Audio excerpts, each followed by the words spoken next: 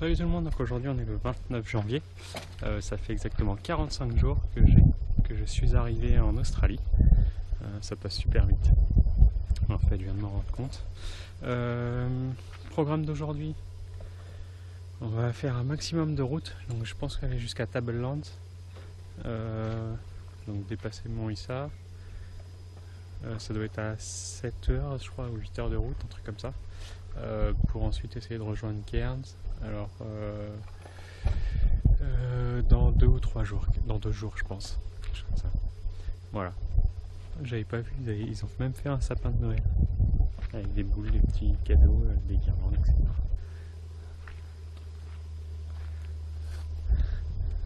Ils ont même mis certaines de sel, de Rennes plutôt. Voilà. Très bien dormi. Cette nuit, il y a eu beaucoup de monde. Là, il n'y a plus beaucoup de voitures. Mais il y en a une là, une là et une là. Et je crois qu'il y en avait 3 autres cette nuit qui sont arrivés. En fait. Voilà. Du coup, là, il est 8h moins quart. Je vais aller prendre mon petit déjeuner. Et puis après, on va aller se mettre en route. Bon, ça y est. Ça y est, il est 8h30, j'ai repris la route direction Mont Isa. Donc voilà. Aujourd'hui, pas beaucoup de nuages. Je sens qu'il va faire très très chaud. Donc Mont Isa, c'est à peu près à, je crois, une quarantaine de kilomètres, ou 60, ouais, 40 km ou 60 km de là où j'étais. Donc je vais en avoir pour une grosse demi-heure, je pense, pour arriver là-bas. Et là-bas, je pense qu'il y aura des choses à faire. On va aller voir ça. Donc là, je suis bientôt arrivé à Mont Isa. Et il y a quand même un peu plus de monde sur la route. Ça fait j'ai peut-être croisé déjà 5-6 voitures. Ça fait une petite demi-heure que je roule. Voilà. Et les paysages sont toujours aussi sympas. Donc, beaucoup de montagnes. Des montagnes. Avec un peu de végétation. Très joli.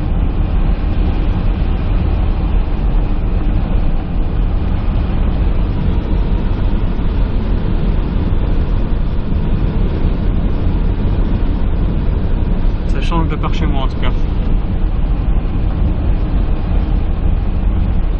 Là-bas, un troupeau de vaches.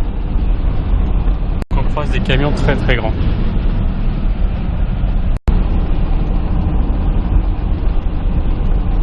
Et on arrive bientôt à Mont Isa, donc je crois que c'est la ville qui est là-bas. Là-bas, avec les grandes cheminées.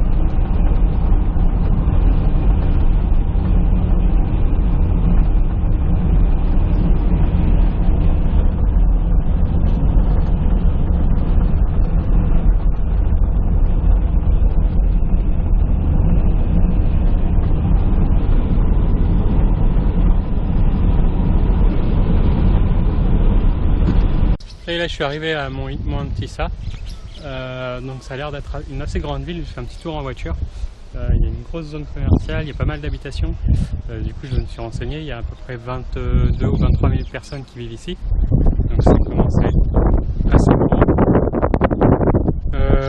Et comme dans la région, la ville est surtout connue pour ses minerais qu'on peut voir. Donc là en fait je suis à l'Outback à Tissa. Donc c'est le centre d'information. Donc on va aller voir ce qu'il y a à faire dans la région. J'espère que c'est ouvert. Et donc du coup là je suis dans le centre d'information et en fait il y a pas mal de balades à faire dans la région. Enfin dans la ville en elle-même. Donc je pense que je vais faire ça.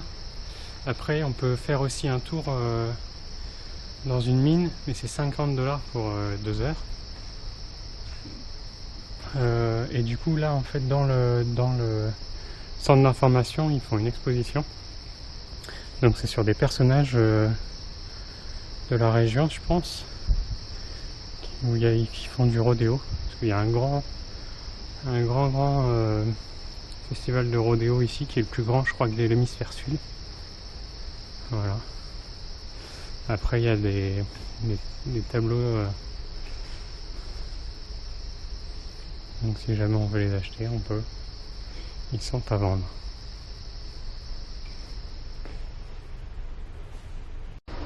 Et donc là je suis dans la partie donc sur rez-de-chaussée où ils ont fait aussi une autre salle d'exposition. Donc on va aller voir ça. Donc sur tout ce qui est Outback, les mines, etc. Donc là on a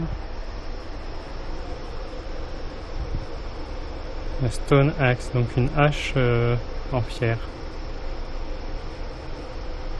Donc il doit être très très vieille à mon avis.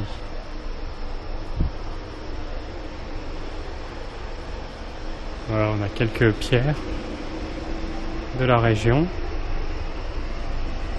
Donc une diopside, érythrite et pyrite. Voilà. Différentes pierres.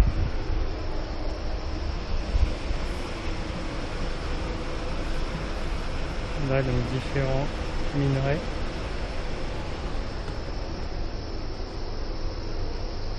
Et donc là, un plan des mines. Bon, c'est très étendu, très profond. Voilà. Je sais pas si ça rendra très bien. Voilà encore des minerais, Et une calcopyrite, donc une grosse pierre, avec donc une machine pour faire des trous, pour tailler la roche.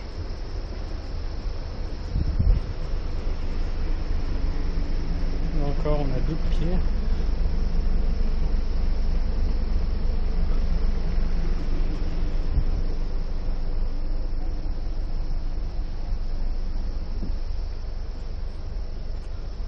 Et donc toutes ces pierres, on les trouve dans la région.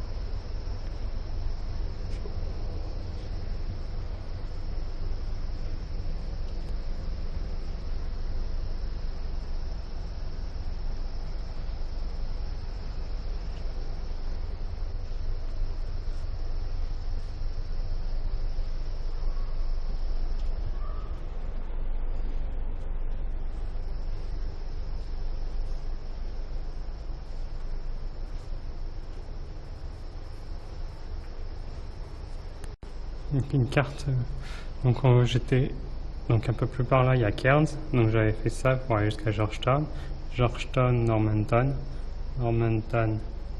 Cloncurry, ici, et du coup moi j'ai dû m'arrêter là je crois, pour dormir, donc après Moïsa, Mandisa plutôt, Camouel, et après donc on continue par là, et si on remonte, donc Darwin est situé par là. Et donc moi ce soir je dois m'arrêter à Tablelands qui doit se trouver je pense par ici et donc qui est dans le territoire du Nord. Donc on changera de région et on changera aussi de fuseau horaire. Et du coup je crois qu'on recule d'une demi-heure. Voilà. Je sais pas s'il y a d'autres régions comme ça où c'est juste une demi-heure, mais en tout cas, ce sera comme ça. Donc un chariot de mine.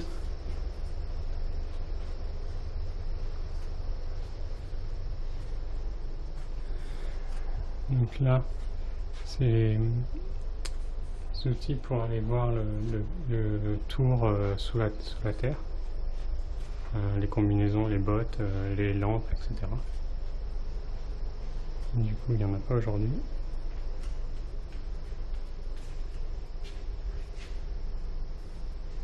Donc là, je montre quelques photos sur les engins de chantier.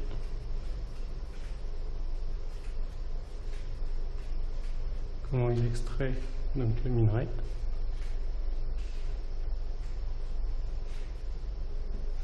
Voilà les bottes.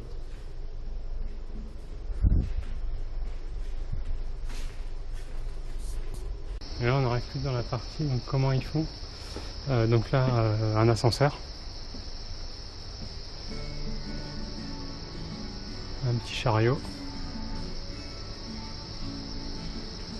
Et comment ils calaient donc les parois. Today, Mount Isa is one of the world's great underground mines. 5 kilometers long, more than a kilometer wide, and in places almost 2 kilometers deep. Mount Isa Mines Limited is one of the world's leading producers of lead, silver, copper and zinc. The story of this mine, this company, this city began with just one man. His name was John Campbell Miles. Miles had been a prospector on and off all his working life, and in February 1923 he was passing through this area on his way to the Northern Territory in search of gold. And as he boiled his billy, some rocks on a nearby hillside caught his eye.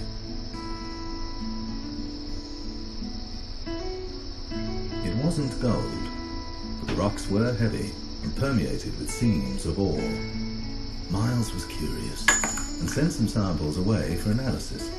The results that came back were beyond his wildest expectations. The rocks contained lead.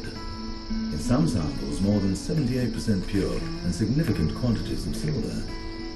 An ore body of exceptional quality. But was it commercially viable? Miles staked a claim, just in case, and named the place Mount Isa. He had quelques équipements des mineurs. Donc il doit être bio aussi. Hein. Parce que vu comment c'est, le masque avec le filtre à air.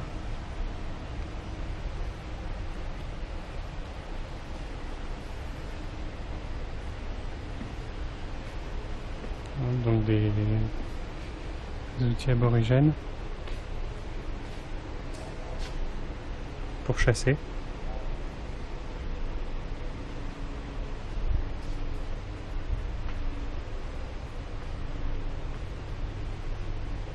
Et pour la préparation de la nourriture.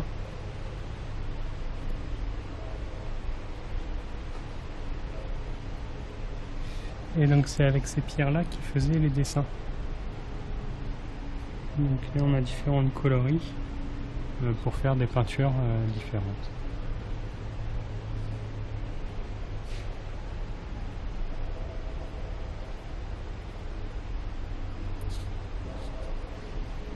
Bon, du coup la dame elle m'a donné un plan de la ville, donc voilà à quoi il ressemble. Nous on est là, au niveau du centre d'information, donc il y a un point de vue qu'on peut avoir ici pour regarder un petit peu toute la ville. Là après elle m'a dit qu'il y avait une marche ici qu'on pouvait faire pour arriver à un autre point de vue. Elle m'a dit que là il y avait une autre marche qu'on pouvait faire aussi qui valait le coup apparemment. Donc on va faire ça. Et un peu plus loin à l'est de la ville il y a un lac, donc le Mandurah Lake, donc voilà. Qui est ici. Et donc là on peut faire une petite balade aussi autour. Donc on va voir en fonction du temps qu'on a. Et là donc là il y a les mines ici au nord de la ville, mais là on n'a pas le droit d'y accéder. Donc on va voir ce qu'on va faire dans la ville, si on a le temps de faire un peu de tout ou pas. Déjà on va aller faire ces deux là, la marche. Je pense qu'on aura le temps parce qu'il est que 10h30. Et après je vais avoir 5 heures, donc j'ai 3 heures devant moi à peu près. On va aller déjà ici, c'est juste à côté. Donc pour aller voir le point de vue, il faut emprunter le petit pont.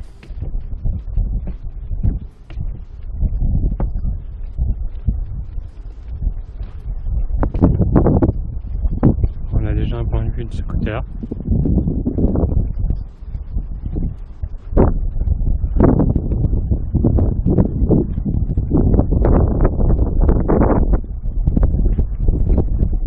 Et donc le centre d'information, c'est le building là au niveau de la route.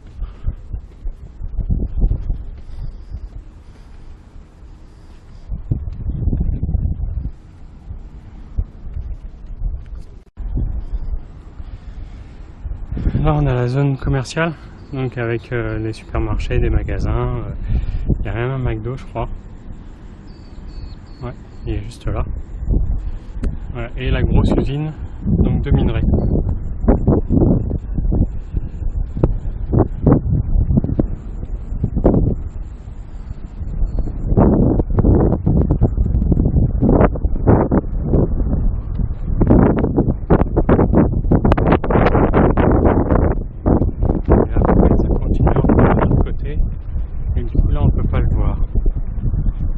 dommage.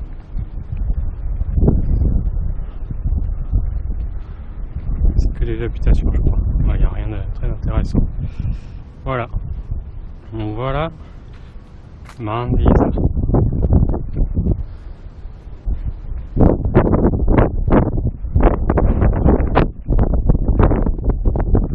Donc du coup je vais retourner à la et puis au deuxième point de vue tout de suite, comme ça sera fait.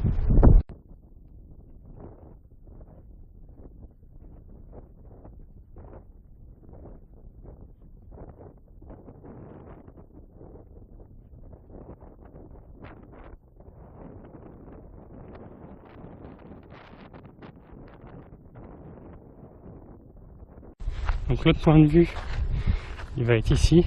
Donc on ne peut pas y aller en voiture parce qu'il y a une barrière. Ça doit être un petit quart d'heure de marche. Mais il fait très très chaud. Voilà. Donc on va voir ce que ça donne. J'espère que ça vaut le coup.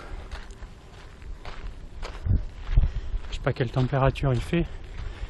Mais puis il n'y a pas d'ombre, il n'y a pas de vent.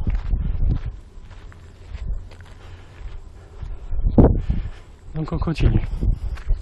On continue de monter, là je suis pas tout en haut. Je dois être à mi-parcours je pense. On a déjà une belle vue, une autre vue. Donc sur Mount Aise, comme ils disent ici. Mount Aise.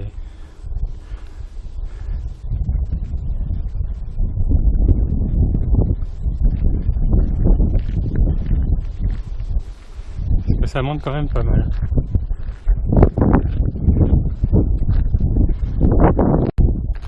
Vous voyez, je suis arrivé en haut.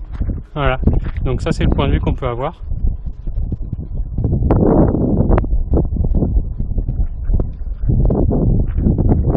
Là il y a quelques habitations au début de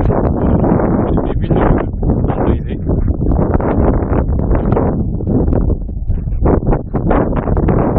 Du coup en chemin je regarde un petit peu la météo. Là il est 11h. Et il fait déjà 33-34 degrés à l'ombre. Donc le soleil, je sais pas combien il fait.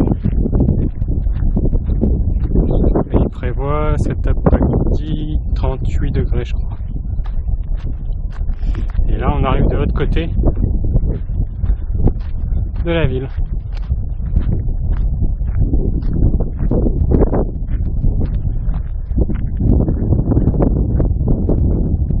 Donc on retrouve la grosse mine dans l'usine.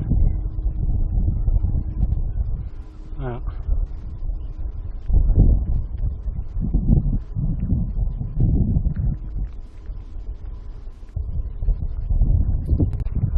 Et maintenant il n'y a plus qu'à redescendre. Donc un petit quart d'heure je pense pour redescendre jusqu'à la voiture. Pour aller jusqu'à notre prochaine promenade. Je pense que je vais faire la promenade. Ensuite j'ai quelques courses à faire. Donc comme il y a un grand centre commercial, je vais pouvoir y aller. Il faut que je remette un petit peu d'essence, même si j'ai fait le plein hier. Parce que sur la route, il y a une ou deux stations-service d'après ce que j'ai vu.